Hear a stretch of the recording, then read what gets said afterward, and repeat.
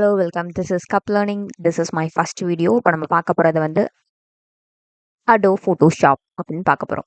இது ஒரு அப்ளிகேஷன். இந்த அப்ளிகேஷனில் நிறைய ஸ்டெப் பை ஸ்டெப்பாக நம்ம பார்க்க போகிறோம்.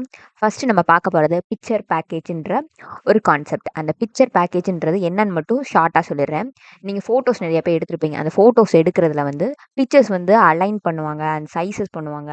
அது மட்டும் இல்லாமல் நம்மளுக்கு வந்து எத்தனை காப்பீஸ் வேணும் அப்படின்றத வந்து அலைன் பண்ணுவாங்க.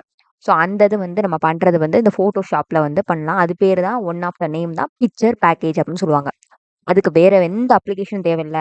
நம்மளுக்கு ஃபோட்டோஷாப்புக்கு வந்து நிறைய விதமான அப்ளிகேஷன் இருக்கு. பட் நான் இதை யூஸ் பண்ணிக்கேன்னா அடோ ஃபோட்டோஷாப் 7.0 அட்வான்ஸாக நிறையா இருக்குது. பட் நான் இதை இன்க்ளூட் பண்ணியிருக்கேன். நீங்கள் அட்வான்ஸாக தான் யூஸ் பண்ணிக்கலாம். ஜஸ்ட் ஓப்பன் பண்ணிக்கலாம். ஜஸ்ட் ஓப்பன் பண்ணிவிட்டு நம்மளுக்கு வந்து new page R new document open பண்ணுறதுக்கு எப்பயும் போல் ஃபைலில் போயிட்டு நியூ அப்படின்றத கிளிக் பண்ணணும். அண்ட் வெயிட் அண்ட் ஹைட் அப்படின்னு இருக்கு. அதை வந்து பிக்சலில் வைக்கலாம் ஆர் சென்டிமீட்டர் வைக்கலாம். நான் பிக்சல்லே எடுத்துக்கிறேன். ஸோ அதுக்கப்புறம் ரெசல்யூஷன் நீங்கள் சேஞ்ச் பண்ணிக்கலாம். கலர்ஸ் வந்து சேஞ்ச் பண்ணிக்கலாம். நிறைய கலர்ஸ் இருக்குது. நம்மளுக்கு ஆட்டோமேட்டிக்காக டிஃபால்ட்டாக இருக்க ஆர்ஜிபி கலர் அப்படின்றதே நான் எடுத்துக்கிட்டேன். ஸோ எடுத்துகிட்டு பேக்ரவுண்ட் கலர் இந்த மாதிரி நிறைய நம்ம சேஞ்ச் பண்ணிக்கலாம் அதில் வந்து. ஸோ அதுக்கப்புறம் ஓகே கொடுத்தோம்னா நம்மளுக்கு ஒரு பேஜ் ஓப்பன் ஆயிடுது.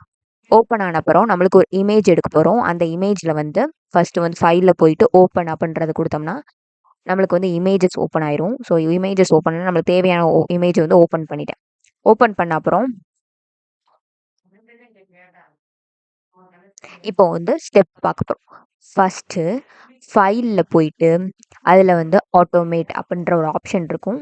அந்த ஆப்ஷனை தொட்டிங்கன்னா அதில் வந்து பிக்சர் பேக்கேஜ் அப்படின்ற ஒரு நேம் இருக்கும். அதை கிளிக் பண்ணிங்கன்னா நம்மளுக்கு வந்து ஒரு டைலாக் பாக்ஸ் ஓப்பன் ஆகும். Picture package dialogue box. அந்த இதை தான் நம்மளுக்கு ப்ராசஸே பண்ண போகிறோம்.